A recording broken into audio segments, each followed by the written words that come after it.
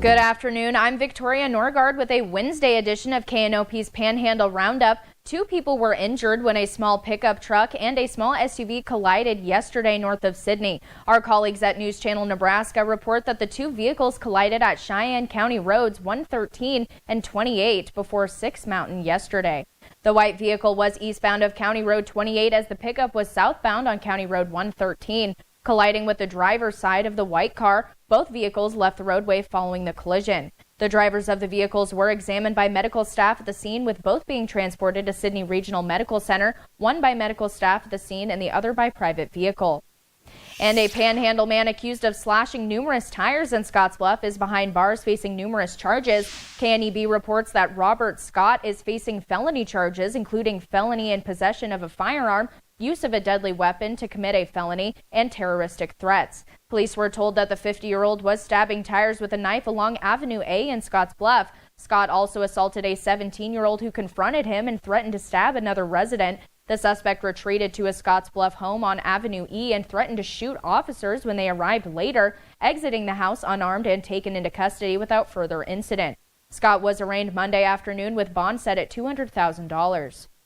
And more time has been added to a Scottsbluff man's prison sentence following a plea deal last week in district court. According to KNEB, Eric Escalera was arrested in October following an investigation where he had pointed a gun at a resident prior to fleeing in a car, leading officers on a high-speed pursuit and crashing through a fence. In December, Escalera was sentenced to 8 to 10 years in prison after being caught with more than an ounce of methamphetamine. On Thursday, he pleaded guilty to charges of operating a motor vehicle to avoid arrest, willful reckless driving, and leaving the scene of an accident. He was sentenced to 0 to 90 days on each of the 3 convictions to be served concurrent to each other, as well as concurrent to his 8 to 10 year prison sentence.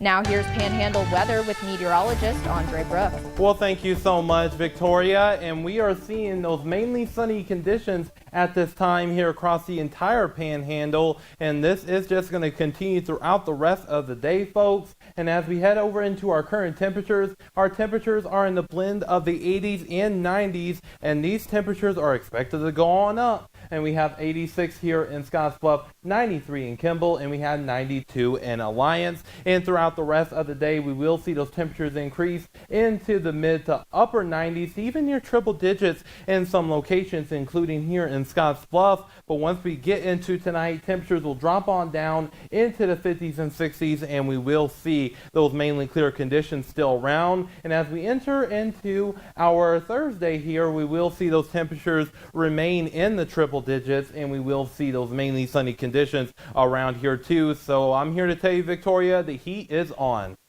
Thank you, Andre. And government officials say hackers are taking advantage of the major tech outage, which is causing issues across the globe. They say cyber criminals are promoting fake websites with malicious software. The hackers try to lure victims by promising to repair outages or by offering to sell them fake cryptocurrency. They then collect personal data and breach user devices. And the number of people asking bankruptcy courts to discharge their student loans is increasing. 588 people did so between October and March, which is a 36% increase from the previous 6 months. Department of Justice data shows nearly all of those cases, 98%, were successful in either fully or partially canceling student debt. It's because of federal guidance from 2022 making it much easier for bankruptcy courts to do so. Before that, student loans were among the most difficult debts for bankruptcy judges to discharge. Now here's Panhandle Sports with Sports Director John Clanton. Welcome to the Sports Desk. The Class B Area 7 Senior Tournament set to begin on Friday out in Gehring. Not only are the Platte Valley Companies the host team, they are the top seed. They open play against Sidney at 7 p.m. Friday night, while rivals Chadron and Alliance will open the tournament on Friday afternoon at 1 p.m. Ogallala and Auburn, the other first round contest. Now the event is double elimination, with the tournament champion earning a spot into the Class B state tournament.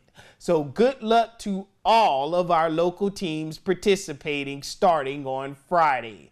That's all from the Sports Desk. Everyone have a great rest of the day and see ya. And lastly, a record number of people watched TV through streaming platforms last month. According to Nielsen's June report, time spent streaming soared to 40% of total TV usage. That's up 6% from May. Nielsen says Disney+, Tubi, Netflix, and Max saw the most growth. All four apps attributed 20% or more to viewers between the ages of 2 to 17. Meanwhile, cable claimed 27% of all TV viewership, followed by broadcast with 20.5%. And that's all we have for the Panhandle Roundup. Now enjoy the rest of your day.